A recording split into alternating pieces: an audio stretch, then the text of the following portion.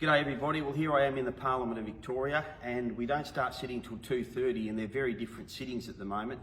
Our ability to question ministers in person has been removed because of the shortened time frames, and we must submit a lot of our questions online. So I want to tell you about some of the issues I'll be raising today. The first one is the recent easing of restrictions doesn't help our pubs and clubs and a lot of our hospitality sector. They can't open viably with a venue limit of 10. We need to get that changed. We also have the school holidays coming up, and we're going to have a number of people travelling to our region from other areas of rural and regional Victoria, and we need to feed them. So if we've got our accommodation houses open, we certainly need our pubs and clubs opened as well. I also want to raise the issue around dance classes and gyms. Why they aren't open? How can we have 25 kids in a schoolroom and when the bell goes they can't knock off, and we have 10 kids in a dance hall which is twice the size and less than half the number of children? It makes no sense that they are closed. I'm also going to raise the issue around the 24-hour travel from Queensland.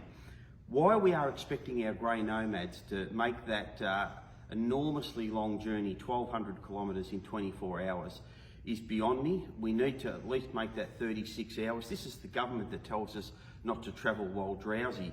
So we need to get that time limit changed, absolutely we do. Back on the schools, we know we've now got prep to grade 2 back and preschoolers and year 12s back. Before those other year levels, there's no certainty. Now we're flip-flopping on schools. We weren't having any face-to-face learning for term 3. That was put out by the minister. All the principals were told. Then bang, overnight, we've got our junior school back. That's good, but the rest of the students, parents, teachers, and the kids themselves, they need a plan and they need some level of certainty. The other issue I'll be raising is the vaccinations and people that are travelling from Melbourne to rural and regional Victoria to be vaccinated. Now, a lot of people have been thinking that our metro friends have been using this as an excuse to travel. I've found out today that's not the case.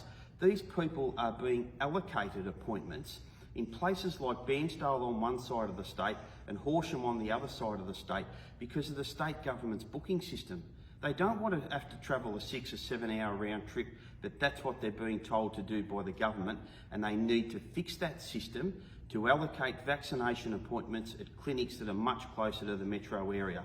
So that's just some of the things I'll be raising in Parliament here today on your behalf.